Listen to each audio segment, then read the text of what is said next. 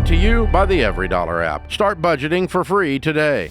So I'm seeking some advice. My husband and I don't agree on whether or not to pay off our car loans. I'd like to pay them off, but he does not agree with that.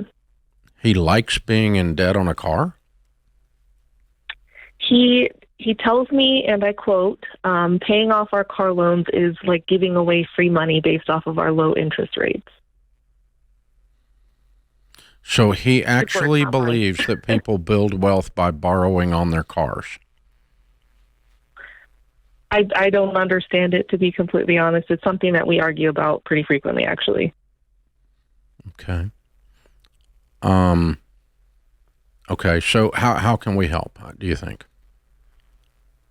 Well, so I'm looking for ways that I can explain to him, like, why it would be worth it to pay the debt off. What's the interest rate on these two loans? So in total, we have $27,000. So $20,000 on one, and it's 3.49% interest. Mm-hmm. $7,000 on the other, and it's 2.94% interest. Okay. Well, let's address the theory that he's operating on first, okay? And then let me just tell you, I don't think we can convince this guy. I don't think he has any desire to be convinced. I think he's already made his mind up. But I will answer your question anyway, okay? In other words, I don't think this is going to work. But I'll tell you. So his premise is that if you can borrow money at, what'd you say the interest rate was? 2.7%, right? Is that right? One of them is 2.94. The other one is 3.49. Okay, so let's just call it 3%. All right, if you can borrow money at 3%, and you could invest it in a good mutual fund, and it made 10 or 12%, you're making the spread. Okay? Mm-hmm. However, he's not doing that. He didn't invest it. He didn't invest the difference. There's no $27,000 investment out there as a result of having borrowed on these cars. So his premise is 100% theoretical. In other words, it's bullcrap. Okay? Now, the problem with his premise, it sounds like if you invest money at 10% and you borrow at 3%, aren't you making a 7 spread? Maybe. But if you made a 7 spread, you have to pay taxes on it, and you've increased your risk load, your stress load, and you've strained your relationships in your household. And by the time you've done all of that, you really didn't make any money. So it's a bloody joke. Okay, because 7% on $10,000 is $700. 7% on $30,000 is $2,100. Okay, no one ever got rich on $2,100 a year, ever, mathematically. Right. So again, his premise is absolute bullcrap, because the numbers break down when you tear into it. Another reason we know that is that we have worked with millionaires for decades, and a couple of years back, we did the largest study of millionaires ever done in North America.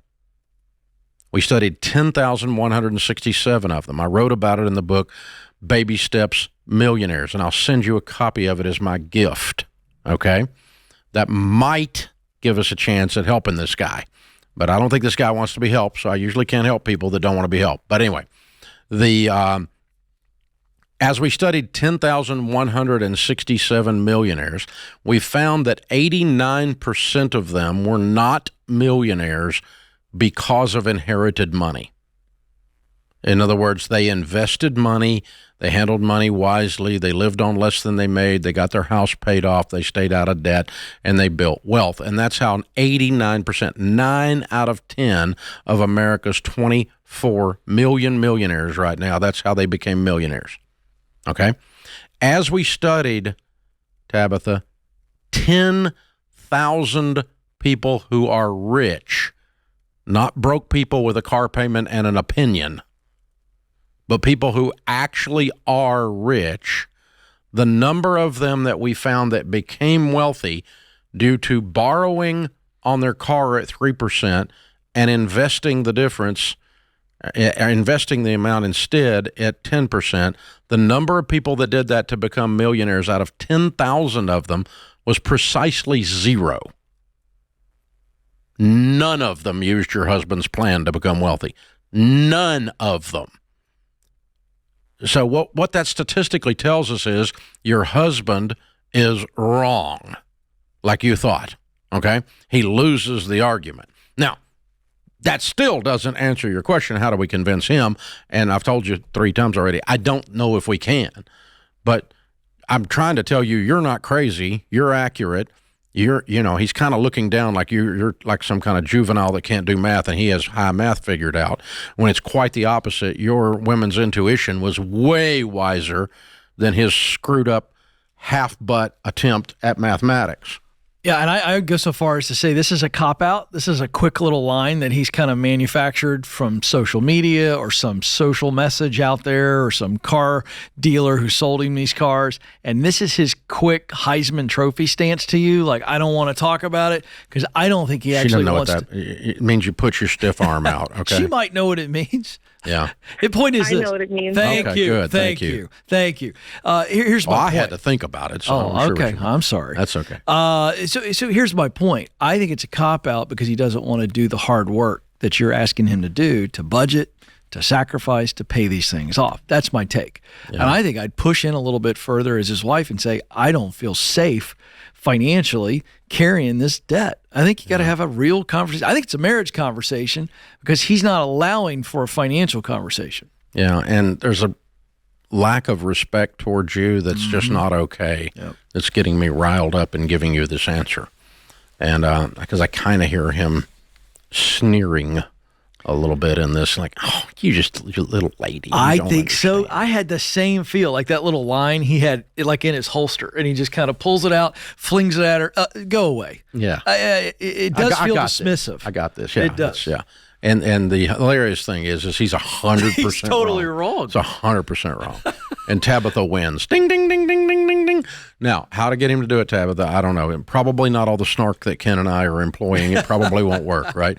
So you're going to have to be more loving in that. But I think if he needs to hear that how important this is to you, and he needs to hear that he has to respect you. Yeah.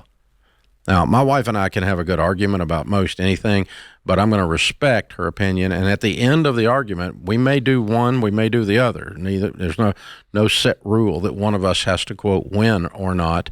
But we're going to do it in a respectful way, meaning that I'm not going to be dismissive, and she's not going to be dismissive. Like, you're just a man. You don't understand. And I mean, she tries that sometimes. She tried that when we're like putting furniture in the new house. Like, I'm an idiot because I don't know anything about decorating because I can't even match my clothes. And so there's the problem is she's Is that an actual quote? No, I mean, but that's basically the tone, right? That's great.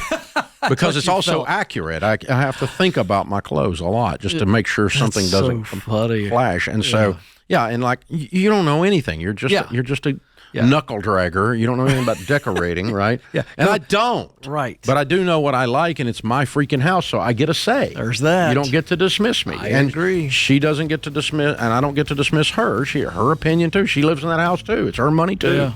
So we have to work through this. This is called marriage, and sometimes it's a challenge. Yeah. Tabitha, roll it back on YouTube and let him get mad at us. Yeah, That's be okay. why we do this. That'd be okay. Yeah, I'm pretty good at pissing off reluctant spouses. It's like a gift. Because they're wrong. Create your free every dollar budget today, the simplest way to budget for your life.